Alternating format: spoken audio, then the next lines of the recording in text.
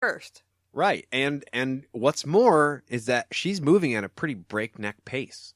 Right. He's surprised to find that she is hauling ass, which, I mean, understandable. She knows she's being followed by 4 men. To what end, we don't know. But she is moving. And he's like, wow, she's keeping it up. So much so that our hero, Richard, wishes he could take a break. Right. And he remembers that, you know, she's being followed. There's danger. There's no way he could take a break right now. And he shakes the thought off. But luckily for us, We totally can. we totally can. So I would say that we'll go into our booze break. Booze break. All right. I like this part of the show, too. So we went to Meijer. That's right, Meijer, because we live in Michigan. I was going to say, it's a very Michigan thing for you to say. I just gave us away. Dang it. And we were trying to figure out what to have. Now, recently, I've been on a bit of a bourbon kick. And while we were looking at wine bottles, oddly enough, Jade turned around and saw this bottle of Jim Beam Red Stag. And it was right next to Jim Beam Apple and Jim Beam Peach. Now, Red Stag is Jim Beam bourbon mixed with a black cherry liquor. Truth be told, I've had a couple of bottles of the Jim Beam Apple lately, and I am a huge fan, but we haven't tried this yet. So we decided that Red Stag would probably taste good in some cherry Coke, and so we mixed them up, and that's what we're having tonight, and it is fantastic. Yeah, it worked. The only issue I have with it is that I put ice in my glass, and so I can't take drinks as freely as I might like while we do this podcast because it makes a lot of noise. But other than that, I highly recommend it. You guys should go out and try it. It's really, really good, and I don't think you'll be disappointed. And we're going to go get another glass. That's right. We're going to go get a refill, and we will be back right after this. Yep.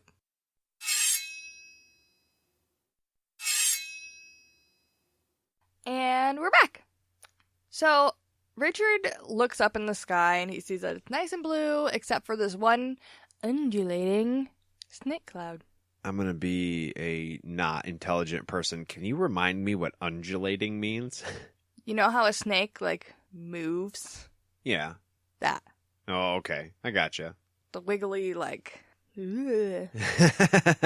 All right. No, I got a feel for what you mean. And he notes it because apparently it's been there for a couple days. And he's like, maybe I should tell Zed about that. And then he moves on. It's a very strange little, like, aside. Yeah, it was kind of weird because he says that if he doesn't take note of it and bring it up to his buddy Zed, that Zed's going to, like, give him a lecture about the importance of it. Because he's a cloud reader and also apparently very good at knowing plants. He's got a very strange, like, basis of his knowledge. Yeah, it seems like he's kind of all things nature. Yeah, I guess that makes sense. But, I mean, it doesn't really give us any more than that. So I'm sure we will find out later. So moving on. Yeah. They end up on the south face of Blunt Mountain. They're out in the open now. When I was reading this, kind of felt like this was the cover of the book. Oh, you know what? I'll bet you're right. They have that weird stone bridge they're walking over, but in the background, there's a rock face that you can see. So that's probably the one that they're in front of right here. Yeah, that makes sense. Right. There's, like, trees underneath them. There is a waterfall that's not mentioned here, but I feel like we can let that go, even though Terry's, like, super good at describing the area around. I'm just going to assume that that's where we're at. Right. Yeah, he always does take the time to really try and paint the surrounding area so that the reader has a good idea of what's going on around our characters. And just one thing more on this subject. I just pulled up a copy of Wizard's First Rule, and I'm looking at the cover now. And here's a little fact. Richard does not have a sword on the cover. Ah! So I think you're right. He doesn't have any weapon here. It's just him and Kaylin walking through these woods, and there's very clearly a rock wall behind them. So I think you're right. I think this is this point in the book, the second chapter. I get points. You get all the points, baby. I think I deserve to take a drink. We got straws on the break, so. So now you can't tell. That's right. Speaking of the trees down below them on the cover or whatever, it clearly says that he could see a whole lot of brown dying trees that he's assuming are because of the vines. And I just thought it was kind of funny that he hadn't noticed these before. He's a woods guide, and they totally went over his head until he went up to the upper Ven, and then now he's noticing them everywhere. Now, are they still in the upper Ven at this point? I don't believe so, because he said that the path that they were taking was walking towards Heartland. That's where help was. Okay. I was going to suggest that maybe he hadn't noticed them because he's in the upper Ven, and he doesn't typically spend a lot of time there because it is near this boundary. But no, if they're moving away from the boundary, then you're right. He probably should have noticed these. They've been trucking for a minute, I think. Yeah. Yeah, because now they're out in the open, and Richard assumes they have a safe lead, and the path has widened out, and so I don't think that they're up there anymore. I think that they very clearly moved away. Yeah. And I mean, I can kind of see Richard slowing down just a little bit here. Before, he was like, "I'm gonna take a break," and Caelan's like, "Nope, no break." I can see him being like, "Okay, we're safe. Let's chill. We don't need to sneak. We can just head into town where there's other people. We can kind of be protected, even if they're still looking for you. It's not like they can just straight up murder us in the middle of the town square." Right, and he assumes that because they've made it through all of the woods and all of the rock walls, all that shit, without seeing anybody following them, or hearing anybody following them, because he is a woods guide, he should be able to hear some shit, that they're totally fine. There's no way that anybody is going to catch up to them, even if they did follow them from where they were, because they have been trucking and they're two people. But he's wrong. Right. He is so wrong. He's kind of, okay, and this is the way I picture it, and it is not written this way, but Caelan is in front, and Richard is in back, and it says that he's looking at the bottom of her dress, and she stops so abruptly that the dress wraps back around her legs. You know, it moves because she stops instantly, and I'm like, he was staring at her butt. Come on. He's like, this is a good-looking lady I just saved. Maybe I get a little kiss for this or something? And, yeah, just as he's thinking that everything's going to be okay, two men appear. And lo and behold, they're the same men from before. And there's two more men that come down on ropes in front of them. And this is so confusing to me, and it never gets cleared up. Spoiler alert, never gets cleared up. Right. You know, I could see this kind of being a little loop in a book where maybe our main character wasn't as knowledgeable of the woods, didn't know how to travel quickly, quietly, especially guiding another person through the woods who didn't know what they were doing. These are all things Richard is really, really good at. Literally, it's his job. So I don't see how these guys could have snuck up on him at all. Especially because the whole point of them going that way is that nobody could loop around them. Like, he made that his point that they couldn't. And it's his woods. These people have never been there before. These guys are big motherfucking guys. It doesn't make sense to me that they got above them. They would have had to climb farther than them to get above them on the rock wall. And I don't think they could teleport. No.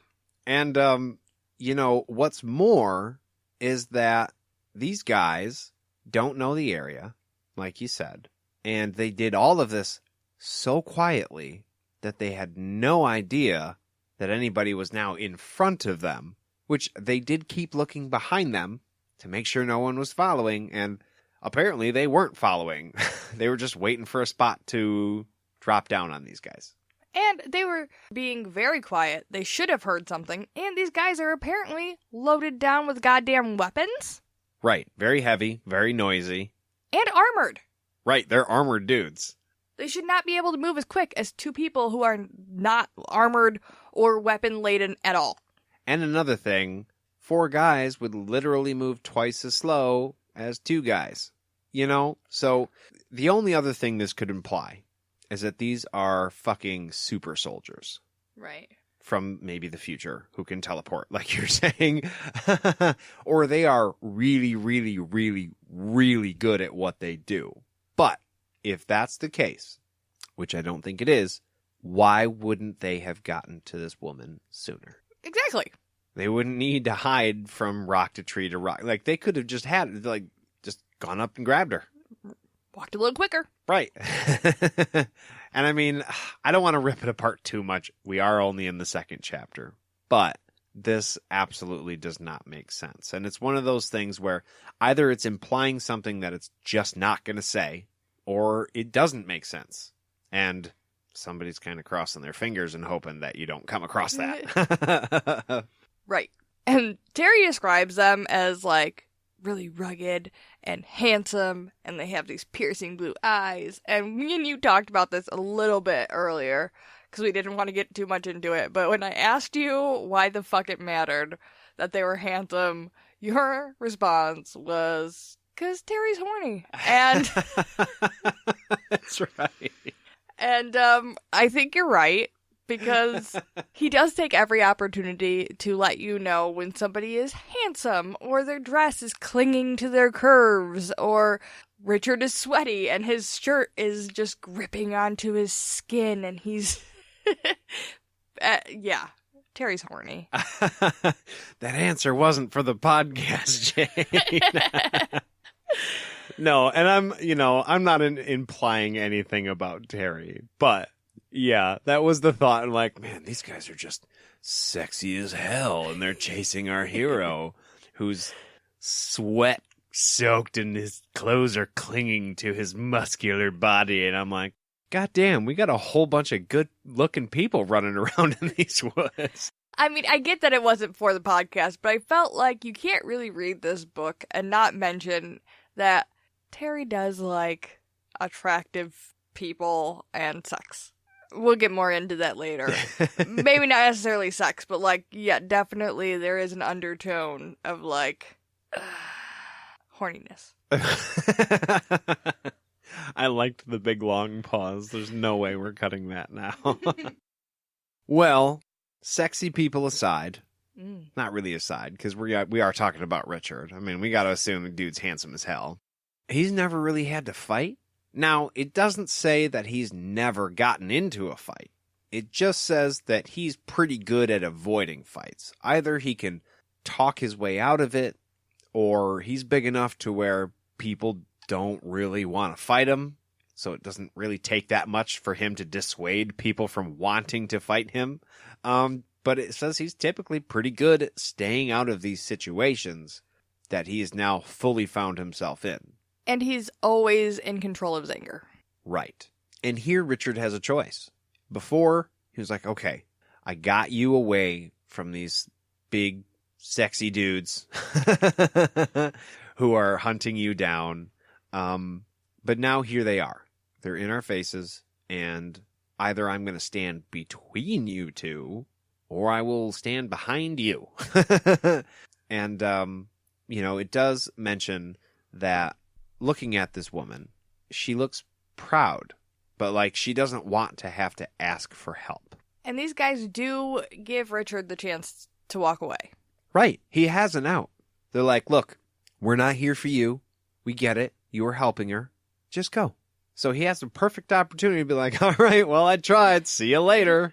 By the way, normally I'm paid to bring people through the woods. No, you're not. Okay. All right. Well, then see ya. Yeah. But, no. He's our hero, and Richard, he ain't backing down. No. He says, both of us are going to pass. Yeah. And the lead soldier guy says, not today, you're not. To which 99% of guys would have been like, oh, okay, yeah, you're right. But again, not Richard. I got a very Gandalf vibe from this moment with the guys, you shall not pass. Richard might think he's a Balrog right now, only because he has been bitten by a poison vine and he might be hallucinating. We don't really know if any of this is real yet. Right. But to Richard, this is all really real. Yeah. Caitlin tells him, don't let them all come at me at once, and don't touch me when they come, which is a strange thing to say. Yeah, it's really weird.